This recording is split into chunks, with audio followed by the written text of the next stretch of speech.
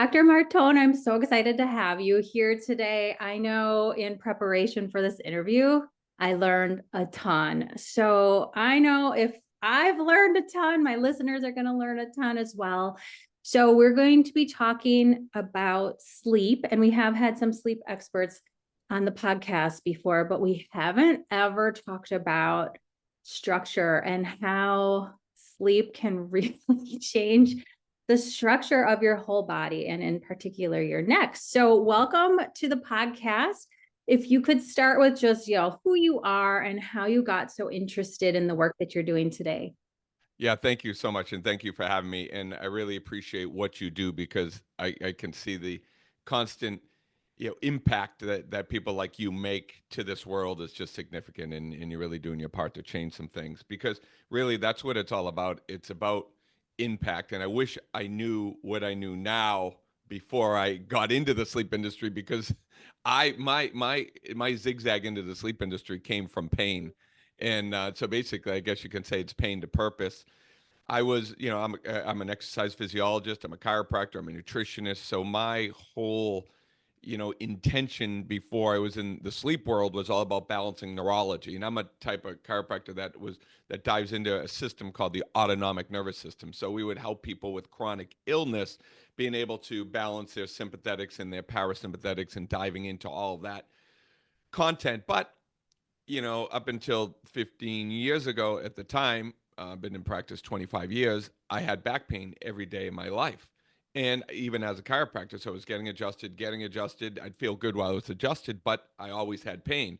So not a really great place to live because, at that point, people were coming to me to get them out of pain, but I myself had pain, and I had shoulder pain and back issues. So it got to the point where finally I had a little bit of, I'm a big mountain biker, so I had a little bit of a little not crash, just like a little incident on my mountain bike. And it wasn't really too bad. I've had much, much worse. But then the 2 days following, my disc finally ruptured and herniated, it didn't rupture. So I'm in the emergency room.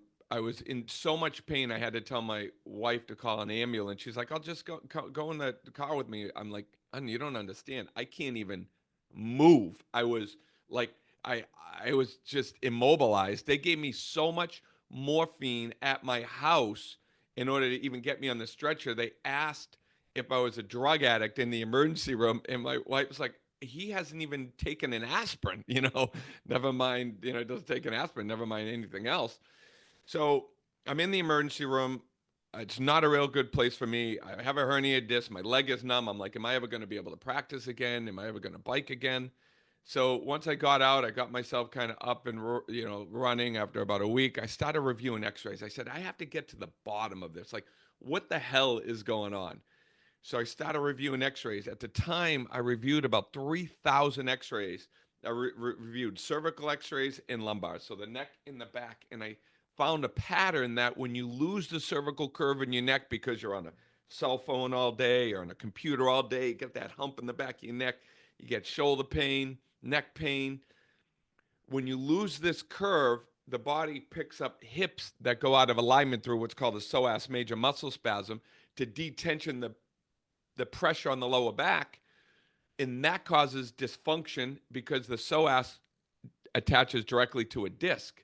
So I'm like, holy mackerel. I was a side sleeper curled up in a little ball. That's how I slept. I had shoulder issues and hip issues. I'm like, listen, I might be able to fix this lower back issue by correcting my neck. And I'm like, I bet you it's my sleeping position. So then I started rolling up towels and getting it underneath my neck. It was the most uncomfortable position ever for my body to be in.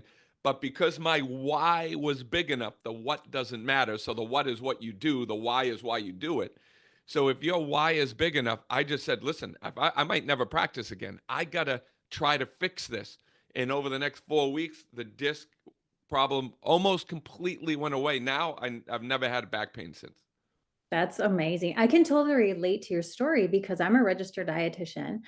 And I had so much food noise going on in my head, and I couldn't figure out like why it was so hard for me to maintain my weight where I was following, what I was doing wasn't quite working. And then I found out I had insulin resistance. And I'm like, what? I'm a dietitian with insulin resistance. Like, this makes no sense. And so I had to do a lot of deep diving too to figure out, you think you're doing everything correctly, but your body doesn't lie, and your body's talking to you, and symptoms are always a way of its communication. So very interesting stuff though. Okay, so let's go back to your sleep position, the curled up on the side, because I've done a lot of prep work for the podcast. And I'm like, okay, I'm almost always falling asleep on my left side.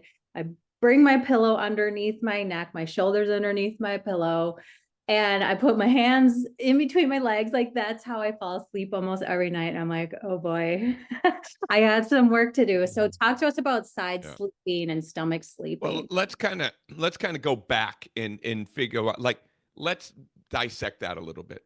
Tell me what part of the brain has put you in that position? Your conscious brain or your subconscious brain? I would imagine my subconscious just, Well, your conscious brain is putting you into that position because your conscious brain is telling it to. So let's go all the way back to like now a sleep story, but now through kind of understanding why do I sleep like that. I mean, it took me years to be able to figure all these principles out. I grew up in Malden, Massachusetts, on a busy street. And every once in a while, my bed was on the street side, right on the front porch. Every once in a while, kids would play a joke and they'd smash on my window. And as a child, that made me petrified. I thought going to bed, I was going to be abducted almost every night. So you can't go to bed in fear.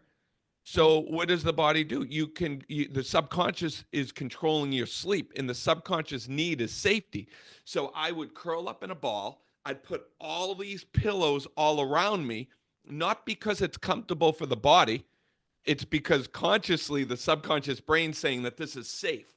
So your conscious is like, I can't fall asleep like this. So it puts you into this like contorted position, which is very misaligned for the body, but the subconscious is telling the conscious brain, I need safety. So when you sleep on your side and you sleep on your stomach, the subconscious doesn't know positioning. This is what you have to understand. There are three things that play in the body. When you're going to sleep. There's the body need for alignment. There's a subconscious need for safety, and the conscious brain needs to get out of its own way. So the subconscious need for alignment is not being addressed in that situation, but the subconscious, the body's need for alignment is not being addressed, but the subconscious feels safe curled up in a ball. So you're able to fall asleep, but the subconscious doesn't know positioning, it knows pressure. So that's a huge distinction that we came up with is the body. You can create the positioning pressure zones by sleeping on your side, by putting a pillow on the side of your face, putting a pillow on your forehead, using a weighted blanket. So because when you fall asleep, if you can get the trick is put the body in alignment, get the subconscious brain, create safety, and then get the conscious brain out of its own way, because that's where all the excuses are. The conscious brain is what makes excuses in the brain. That's where the shit show lives. It's all of the stuff that goes on. I can't, I won't, I'll snore, airway, no, side sleeping's better. This is all of the stuff that screws everything up. And I'm a subconscious expert because that's really where sleep problems live. yeah. And I think this goes all the way back to the first time I was pregnant. And I think I heard somewhere that sleeping on the left side was better for circulation for the baby, or something like that. And I have 3 children, and I had them all within 5 years. So I was like pregnant or breastfeeding most of those 5 years. And so I think I was always like, okay, go to sleep on my left side. And then of course that just continued. But my husband had back issues a couple decades ago, and they told him to try to fall asleep on his back. And he trained himself. I mean, he lays down. I mean, he doesn't have your your very cool neck nest, but he lays down and he folds his hand and he's on his back and he looks like he's like in a casket or something. And I just look at him and I'm like, how could you fall asleep like that? But he trained himself to do so. And he doesn't stay like that all night, but he at least falls asleep that way. So The average person will toss and turn 20 to 40 times a night. Do you know the reason why? I mean, when I wake up, it's usually because I'm on my stomach and my neck is like, no, Shana, you should not Yeah. be in this So position. is pain. You are absolutely correct. 20 to 40 times a night. That means that the average person is tossing and turning after 25 minutes. So Wow. for anybody to tell you to fall asleep in a position that is unsustainable because you're going to be able to drain a little bit better like that has no understanding at all of human biomechanics at all. So you're putting yourself, here's the spine. This is normal spine. You're supposed to have these curves and then your body is going to be straight. When you put yourself in a position arguably like this, you cannot maintain a healthy structure ever. So you're going to end up having digestion issues, hormonal imbalances, um, all the things that are associated with this function of the cervical spine that are picked up in a suppressed parasympathetic nervous system because you're distorting what's called the vagus nerve. And this is truly where my when I started changing my patient sleeping positions because my intention was to help their alignment with their neck so they could fix the structure while they slept. Then their chronic illnesses started to melt away. And I'm like, holy mackerel, I think this is helping their vagus nerve function better. And in a sense, after 10, 12 years of diving into HRV and heart rate and sleep tracking and all that stuff, that's what it's doing. Just by changing your position alone and being able to put the body into what I call the corrective sleeping position, your body will transform its health, not just from sleeping better, but also from the structure improvement. Yeah. And I started to learn about the vagus nerve about 10 or 15 years ago. My son became very ill with severe digestive issues, and he was diagnosed with ulcerative colitis in 2016. It just like came out of the blue. But I was in like this big chat with a lot of moms with kids with IBD, and a couple of them were doing vagus nerve stimulation. And I can't even remember what the exact protocol was or the therapy was for it, but it wasn't just a sleep. It wasn't like correcting sleep posture. It was a lot more invasive than that. So if we could go into the central nervous system a little bit deeper and that vagus nerve and what's happening, just a little bit deeper into that. What's it, you mentioned that digestion is very much dysregulated. Like I have had bloating for most of my life, and adjusting my food intake has helped. Digestive enzymes have helped, but every once in a while, like I have to be like very on point with my nutrition. I have to be very like sit down. Like my husband will eat standing up, and I'm like, oh, that is so terrible. Like you need to sit down in a quiet space and relax. But I feel like my central nervous system is so hyper vigilant that it's just really hard for me to digest food. And let's tie that back to the vagus nerve and talk about that a little bit more. Are you ambidextrous? No, I Are you am right-handed or left-handed? right dominant with everything. And just make a circle. Look at me through that circle through the lens of the screen. Now look at I can't see you. Look through the lens. Yeah. No, do that again. Yeah, yeah, and then bring that back to your eye. Bring which back to my eye? Bring your hands back to your eye like this. Oh, gotcha, like this. Okay. Yeah. All right, now bring it back to one eye. Can't see. All right. Now, all right. So basically, when I look at you, you're looking at me through your left eye. Okay. Right. So when your circle's like this, you're looking at through your left eye. So you're right-handed in your left eye. That's cross dominant. Okay. Okay. So when you're cross dominant, your neurology runs at a very fast spinning top. Okay. So your top, your brain runs 1,000,000 miles a minute. That does So it, not surprise me because I can never just like my thoughts. I'm gonna tie this neurology into you. So you're Okay. neurologically hardwired to be sympathetic dominant. So you have two systems that are controlling all your organs and hormones. It's your autonomic nervous system, and it's in balance. They're in balance. You have sympathetics, which are if you're going to run from a tiger, which neurologically your state is your brain goes a million miles a minute. Very difficult to shut that brain off. High anxiety, internalizes stuff. It's a great justifier. This is where we're just hardwired to live at a more dominant state. Now, the parasympathetic nervous system is the opposite of that. That's when you sleep. So your wake systems are sympathetics, your parasympathetics are your sleep systems. That's where you thrive and grow. Those systems are digestive system, reproductive system, and hormones in immune system. Sorry. So sympathetic systems are if you're going to run from a tiger, cardiovascular, respiratory, musculoskeletal. So when you're running from a tiger, you can't eat a sandwich at the same time. Your grandmother always told you that, right? You can't swim and then go. You can't eat and then go swimming because your body is trying to stay above water to keep you alive, and it shuts down your digestive tract. That's why it cramps.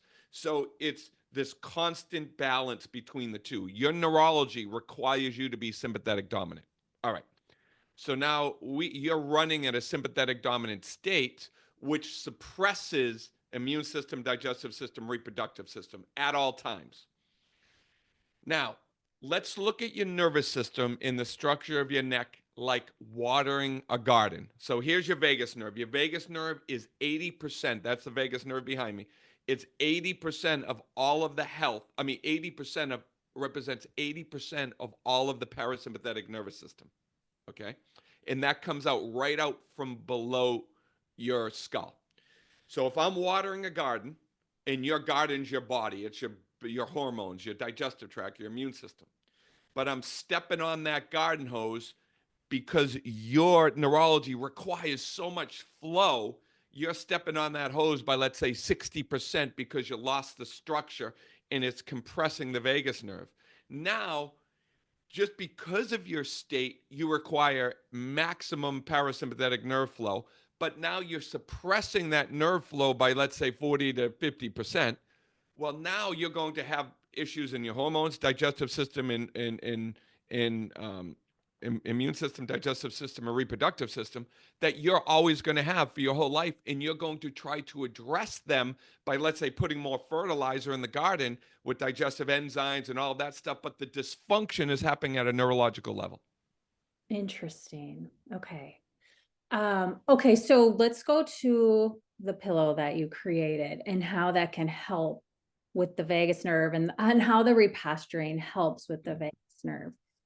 Because like I said, I've heard of, how you can stimulate, and I always was like humming, and I can't even remember. I think cold face plunges can help with that, if I'm not mistaken, because Yeah, so let's triggers all of the that stuff tumor, in tumor's in reflex or something. and I know this podcast comes with a lot of women, right? There's a lot women listen to this podcast a lot, like we talked about, and a woman that has a parasympathetic inhibition, right? Like your head's shifted to the right, your posture follows it, you have a little scoliosis in your spine from what it looks like. So when you look at that structure, you're going to feel better when you're pregnant.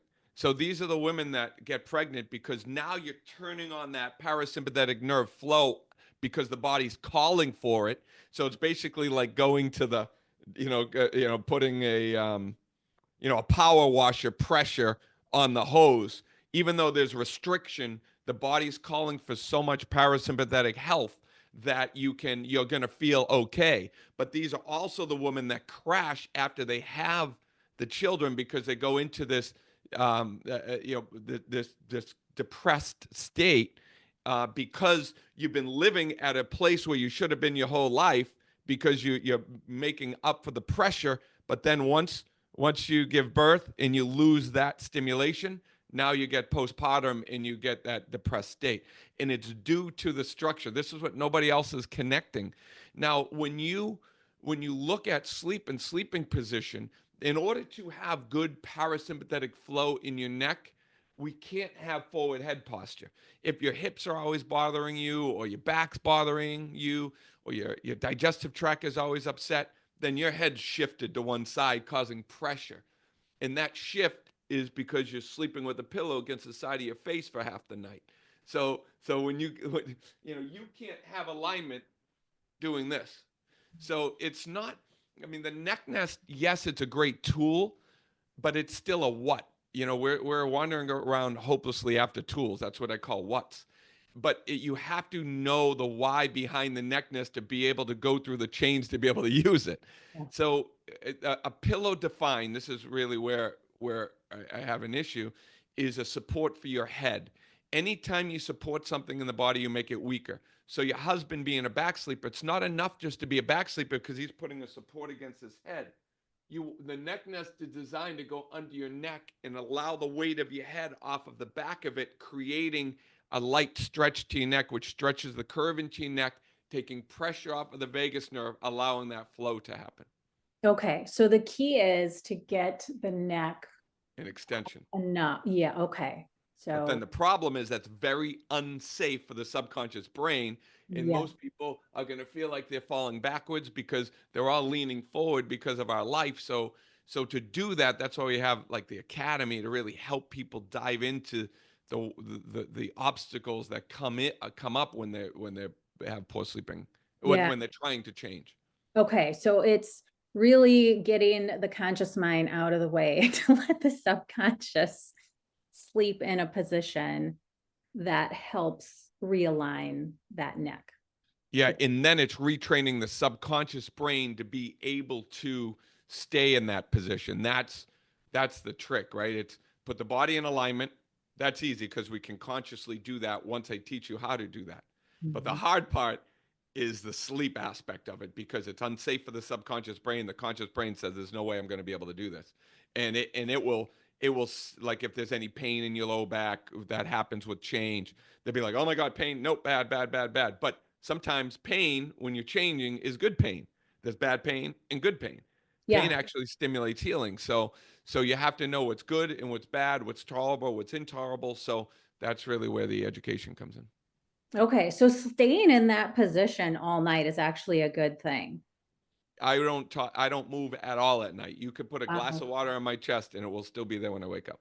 okay. Okay. Cause yeah, because you're supporting all the pressure points, you're supporting the The pillow. weight is distributed over the greatest surface area. Yeah, so I'm putting my body into a position that starts with alignment, and the body will stay there because it's not in pain.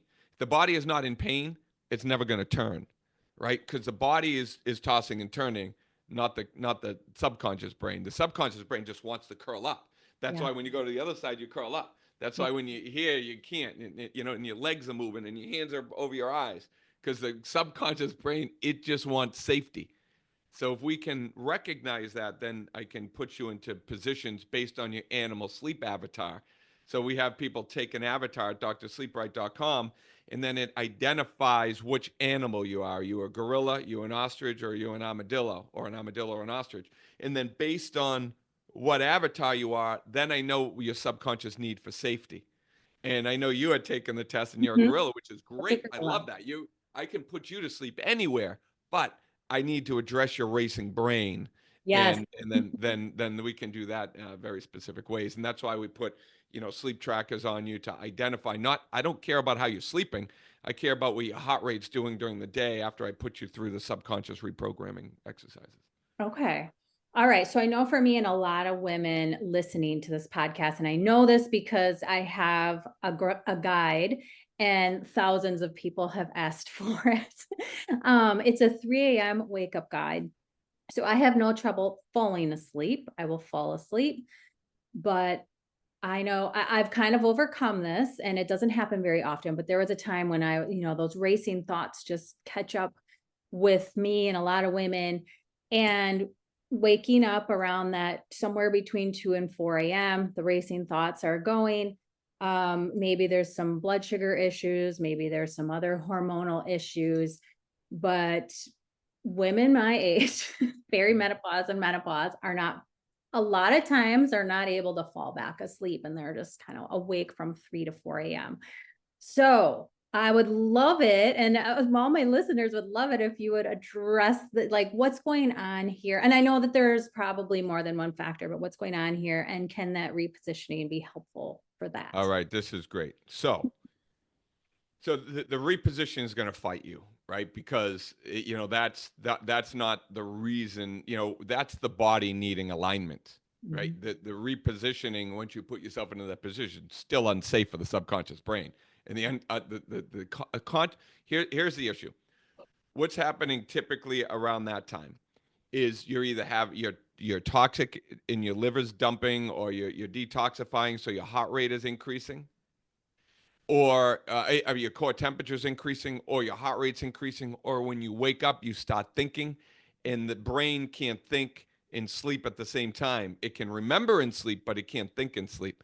So you're thinking about your to-do list, and you don't have that self-discipline of the brain yet, or have been taught what to do to be able to put yourself back to sleep.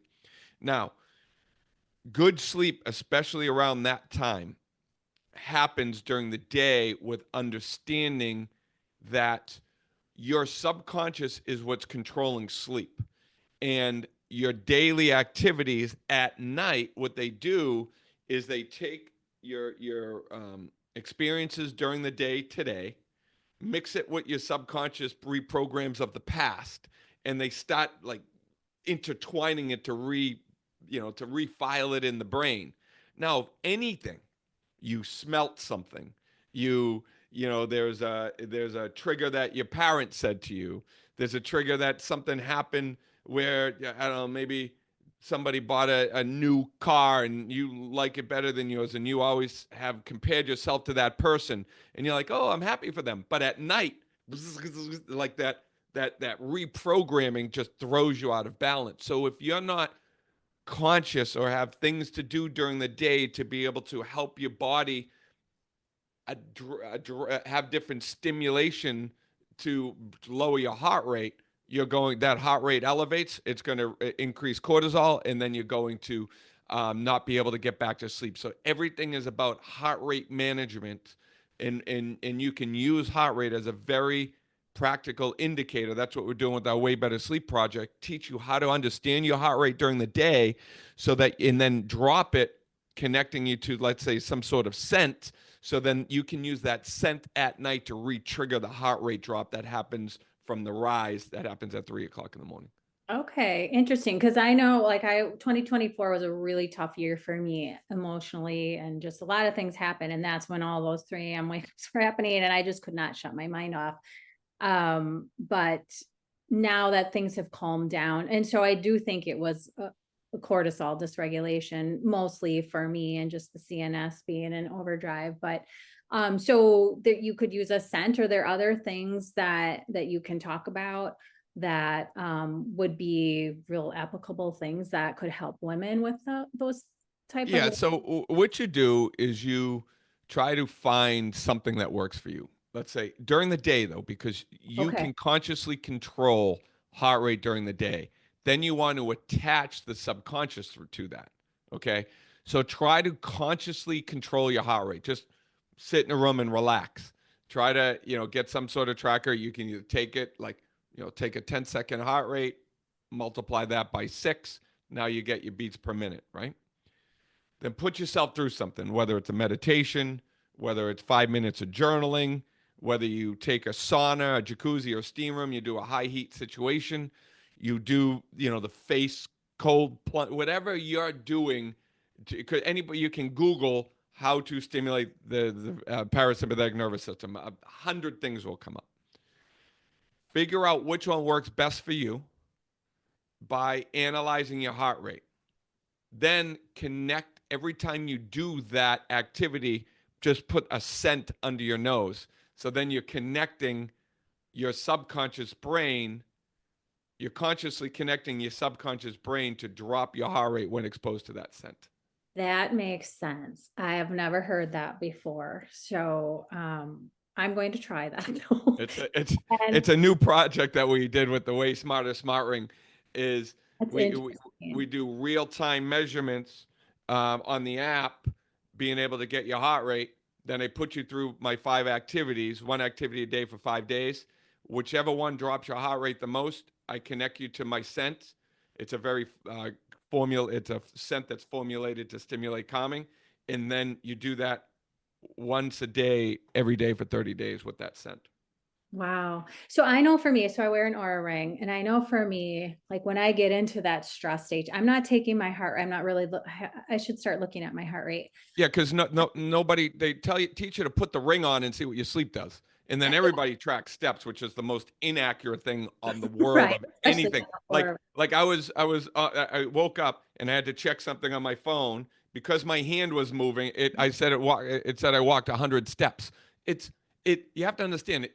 Nothing out there, unless it's attached to your leg, is tracking your steps correctly. It's all accelerometers and movements, and it's so when you're trying to track your steps from one device to another device, it's never going to be accurate ever, Right, right? So right. so my goal with the Way Smarter Smart Ring is not the ring smarter, it's you're smarter because I'm teaching you what to do with the metrics.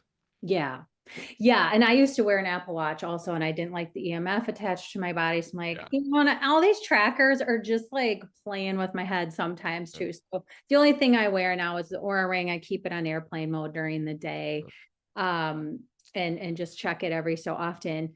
But I know for me, when I am in that stress mode, and it's usually just when I've been in my office working and I haven't been outside, I go outside, I listen, you know, I don't listen to anything else except nature sounds. And if I'm able to ground, I ground. And that takes me down into the restored state within 15 minutes usually. So I know from like that might be, would that be a good time to do the scent like while I'm outside grounding? Take No. your metrics. Yes, absolutely. Okay. Just see what it see. That's why I do it. It's like I can say it could. That's a great time to do it, but are you able to drop your heart rate? And that's really what the important thing is. Just monitor your heart rate, Yeah. and then do what you do, and then see how much your heart rate drops. Okay. Interesting. Well, while we're talking about heart rate, because a lot of times people, and my husband was like this, even though he's like graduated with biology and chemistry and he works in the medical field. I was talking about HRV one day and he's like, don't you mean heart rate? I'm like, no, heart rate variability and how, you know, it's measured on the Aura ring. And I'm like, I feel like my HRV for the lifestyle that I live should be higher. And I don't want to put numbers out there because everybody's different. And I know that. And I know like heart rate variability for me is going to be different based on age and times of my cycle and lots of different variables. But sometimes I look at that and I'm like, oh, I can't, you know, I really want that to increase. So heart rate is different than the heart rate variability is what's happening in between the beats and the variability in the in between your heart beats. So it's a very different than heart rate. And correct me if I'm wrong, but HRV is really a good sign and signal of how of your recovery and how your body is recovering, especially during sleep. And there's moments that I get mine higher, but sometimes I'm like, oh, so let's talk about heart rate variability and how that can be connected to the alignment and the structural issues too. Yeah, just so heart rate variability, you're absolutely correct. It's your body's it's not the heart rate itself, it's the interval between the beats. So if when your heart rate is more variable, which means your beats more variable where instead of every second boom, boom, boom, boom, boom, that's unhealthy. That's sympathetic dominant. That means you're exercising and your body needs to your muscles need to depend on a specific amount of sugar with regulation at every second, so the heart rate becomes really variable and really systematic and dependent. When the parasympathetic nervous system is at play, the heart rate goes into this variable state where it's zero point 0.5, 0.7 seconds, 0.9 seconds, 1.1 seconds. So the heart rate becomes very variable so that your body's ready for anything, right? So it's ready to adapt at any single time. So when you're looking at that heart rate, so a high heart rate is typically a sympathetic dominant state, which is going to have lack of variability. As you drop your heart rate on a more not a chronic basis. If you're able to control your heart rate and keep it low over long-term periods of time, your heart rate's going to be more variable, and you're going to be more rested. You're in a parasympathetic state where you've got more healing done. So it's a representation where heart rate is, I can change it right now by immediately changing the way I beat. You can't do that with HRV. It's more of a chronic, I guess, indication of where you are, whether health or not healthy. So it does change throughout the day, but in general, when you're wearing your trackers for long periods of time, you're getting a really good, accurate reading of where you are. Then when you switch to change your alignment, you're going to improve your heart rate variability just by 10% because you're going to improve parasympathetic flow through the vagus nerve. Then when you start to use pressure in the right way, you're going to also improve your variability. So variability is, yes, it's a great representation of how you sleep. Okay. Now, I don't know if I'm making this connection correctly in my head. So please deep dive into this with me if it's not correct. So the HRV, you talked about it being connected to the blood sugar, and the lower the HRV is, the tighter your body's kind of wanting that blood sugar regulation. Am I kind of understanding that correctly? Because a lot of my population and people who are listening to the podcast have blood sugar issues, whether or not they're type 2 diabetic or pre-diabetic, or they're having those higher morning blood pressure or blood sugars without even eating, which is a lot of times tying back to cortisol regulation. Yeah, let's dive into that a Let's little dive bit. into that. I love it. So let's not look as the blood sugar issue, like sleep issues, like all these things, as the, I get always get this wrong, the effect. I don't know, effect. Let's not look at that as the problem. Okay, let's look at the issue as the health of the individual as the issue, which is then causing the issue with the hormone imbalance. Because you have to understand, body chemistry or physiology of where you are, your state, your current state of health is a neurological adaptation to your daily rituals. So where you are is who you are, is what we typically say. Now, when you have dysfunction within sugar levels, within hormone imbalances, and you said it yourself, you went through a very stressful state and you were waking up. The waking up wasn't, the 3 a.m. isn't the problem. The problem was what the stresses that you were going through were the issues. So, well, everybody's exposed to stress, but do you have the right daily habits to be able to then sleep well at night so that your sugar levels um, balance during the day? So everything happens at night when you sleep. Most people will say, absolutely, sleep is so important to sugar levels. I don't want to get super technical, but leptin and gremlin and like all of these hormones that are all intertwined with sleep and obesity and all of these things. Well, when it's just an effect of not getting good sleep. So people try to work on sleep, but the not getting good sleep is an effect of what you do daily ritualistically to be able to be a better sleeper. See, most people just try to like focus on weight to drop weight, which still keeps them in a stressed state because they're not addressing their health to be able to sleep better at night. So that's really the dimension that we transformed within this industry by launching the Way Better Sleep Academy. It's not enough just to be healthy, to do healthier things. It's how do you live a healthier lifestyle when the outcome is getting better sleep. So we use sleep as an indicator of how you're living in your daily habits during the day, just as we use blood sugar levels, just as we use HRV, just as we use heart rate. And then those metrics are telling us if we're living good, because then the outcome is better sleep and better hormone regulation. Does that make any sense? Yeah, I know a lot of women, especially, are frustrated because the women typically who listen to this podcast are, very healthy. They have a lot of health. Their nutrition is healthy. They Right. exercise, they're going to strength training, they're going to bed at a decent time. I'm speaking about myself too. It's like But okay, so in our program it's called, but are they way healthier? They might be healthier, but are they way healthier? And our way method is awakening the full potential of a well-rested, aligned you. Most of their dysfunction, then, if they're doing everything else right, is structure, because the structure is affecting the function. So we have to, like, so one of our core pillars is our way better sleep blueprint. That is the setup for sleep. That's not even sleep. I don't even let my clients go into the sleep program until they work on the setup. So it's almost like a battery charger. They're not even plugging it in correctly to be able to, or set it up correctly to be able to sleep better. So the limiting aspect that we bring to the industry is the structure affects the function. So you may be doing all the things lifestyle wise, you may be healthier, but are you way healthier? And the way is really the differentiating characteristic that most people have an issue with, because the structure's limiting their function. Yeah.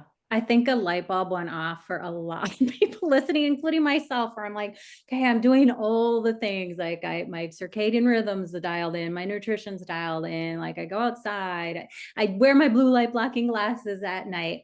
And I feel like I sleep well. I probably sleep better than a lot of people, but then I do wake up a fair amount of times. And I'm usually on my side, my stomach. So, and I still get bloating from time to time where I'm like, I don't, it's like you get to this point where it's like, I don't know what else to do.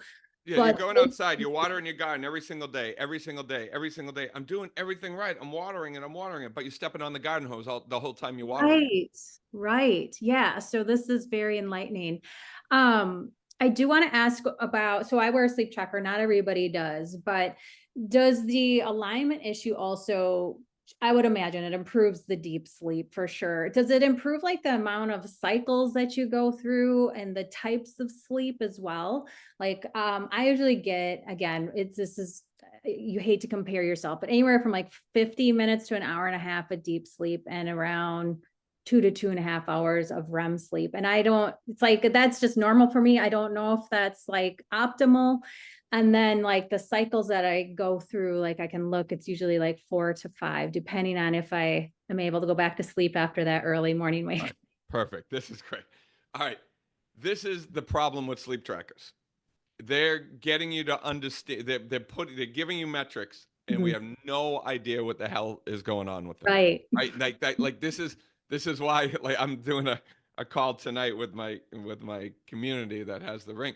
I'm like, don't worry about the sleep yet. Right? This is how we understand. How many cycles? Is it four? Is it five? Is it six? Most people only get a certain amount. You go through a cycle every so many minutes. Whatever that means is what that means. Picture a day when you're at your best. You're strong. You're focused. You're living on top of the world.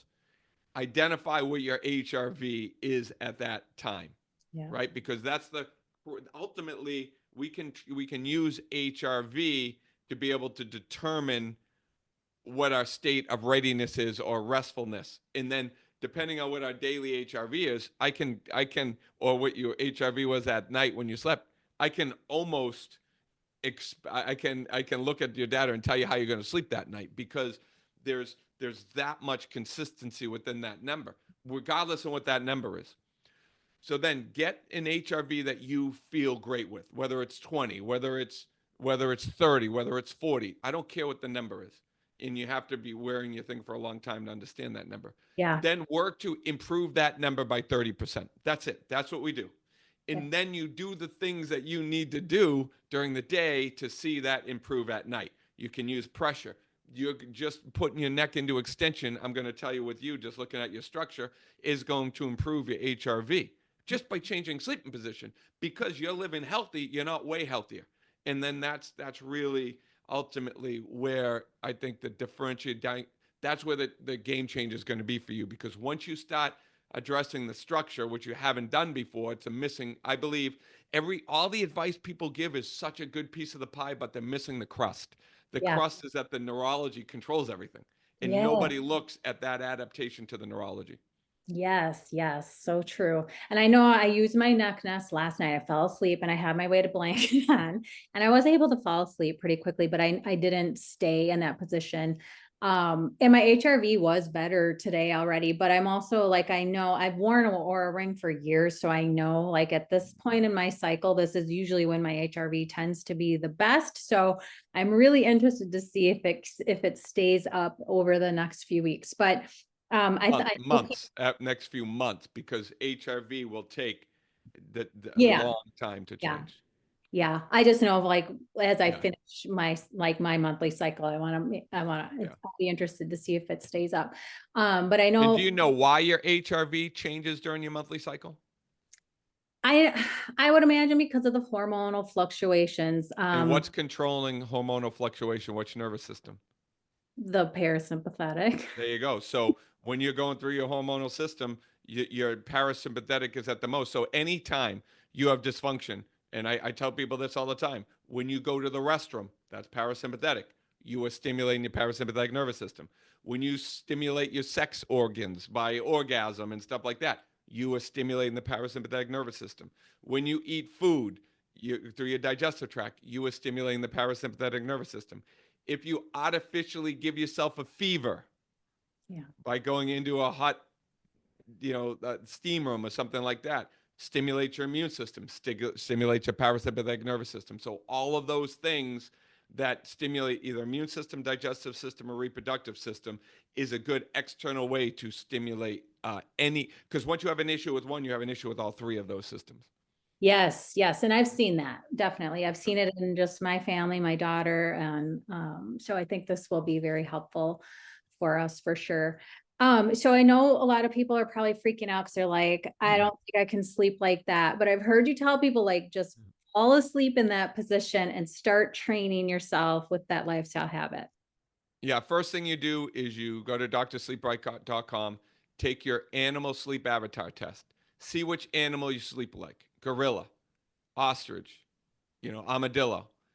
That animal is telling us what the amount your subconscious need for safety is.